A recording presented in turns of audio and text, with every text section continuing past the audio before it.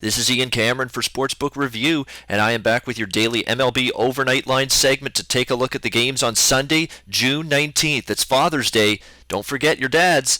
Hopefully you get the chance to watch some baseball with them. Maybe make some money betting baseball with Pops as well on Sunday, June 19th. Anyway, let's get right to it. It'll be an abbreviated edition of our Overnight Line segment. We'll go through these games in rapid-fire style. Let's start with Washington Nationals, San Diego Padres, series finale between these teams, and two vulnerable lefties, in my opinion, on the mound. Gio Gonzalez, we've talked about this guy a lot lately. He's been a guy we've been targeting as a bet against pitcher in recent outings. He's allowed 24 runs in his last 29 innings of work over his last 5 starts. Not great numbers.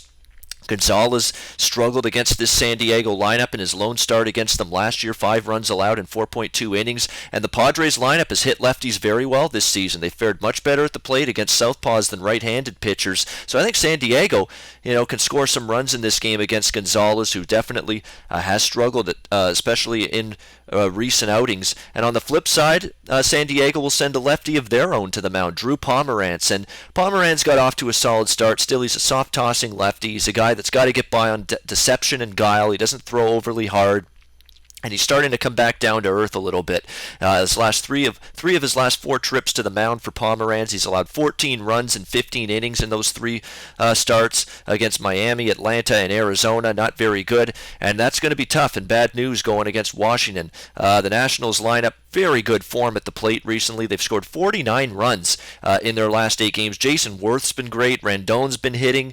Bryce Harper is finally starting to get out of his slump. So very good signs for the Nationals offensively. They've crushed San Diego pitching, scoring 15 runs in the first 2 games, Thursday and Friday, of this series against San Diego. Both bullpens a little bit vulnerable as well. Could give up some runs late. So this total sitting at 8.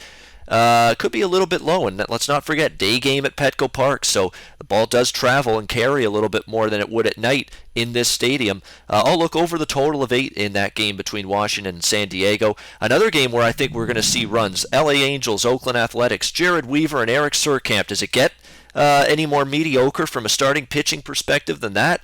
I mean, holy goodness, these two guys very hittable right now.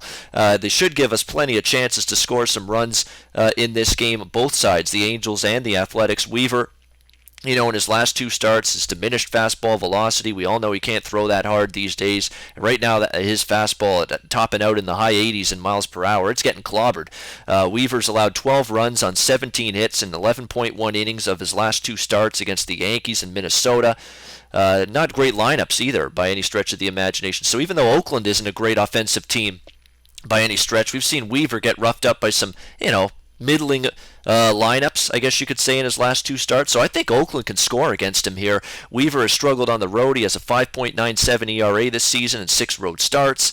He's allowed 10 runs on 12 hits and 12.2 innings in his last 2 starts against Oakland here at the Coliseum in Oakland. So I think the Athletics, they're going to be able to get some runs across home plate here against Jared Weaver. And don't forget the Angels bullpen behind Jared Weaver. Not that great by any stretch. On the flip side, though, we've got Eric Surkamp on the mound again for Oakland. This is a lefty that I've been betting against routinely. If you remember, we cashed an easy over the total winner in Eric Surkamp's last start against Texas earlier this week. He continues to get hit hard. He's allowed 14 runs in his last 9.2 innings, 9.26 ERA, and 3 home starts. That's hard to fathom. Over 9 ERA in a ballpark like Oakland, which usually benefits the pitcher. And he's still got a brutal ERA here at home. He's allowed 12 runs on 20 hits and 11.2 home innings, more walks than strikeouts. So bad news here against the LA Angels. They should be able to score some runs of their own. Both bullpens a little bit suspect. Total sitting at 9. That's a high total for Oakland, but I think it's warranted, and I still think it could prove to be a little bit too low. I'll go over the total 9 of 9 in that game between the LA Angels and Oakland. See if we can cash yet another over winner with Eric Surkamp on the mound. Briefly, we're going to talk about the Cubs and the Pirates just before we end this video. Cubs and Pirates should be an interesting game. I mean, Sunday Night Baseball, always a fascinating one. We've got Jameson Taillon and Kyle Hendricks, a very interesting pitching matchup here in this one. It'll be interesting to see how this one shapes up, but I'll tell you what, as good as the Cubs are, we know they're the best record in baseball right now.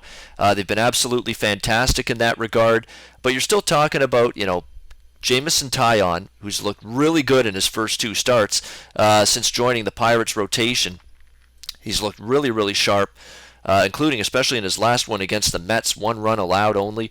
Very, very good stuff from Taillon. To see him sitting out there, you can bet plus 145, 146 with him as an underdog.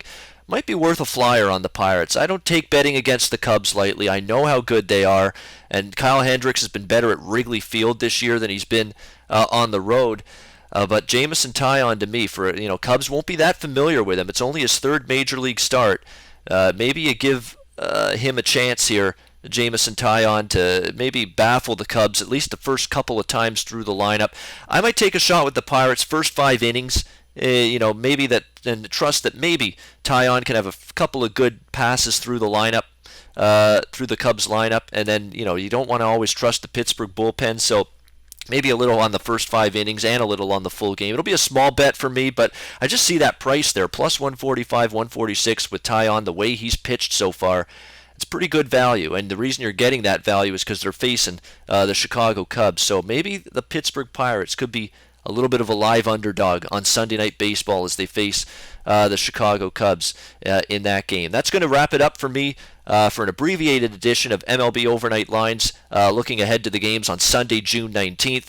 As always, if there's any games that I did not mention in this video that you'd like an opinion on, feel free to mention it in the YouTube comments below this video, and I'll try to respond as quickly as I can.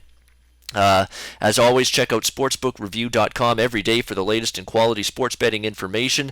I'm sports handicapper Ian Cameron. Until next time, happy Father's Day to all the dads out there. Enjoy the games, and good luck. Always on the go? Bet365 has one of the top mobile platforms in today's market. Sign up today and don't let your busy life keep you out of the game.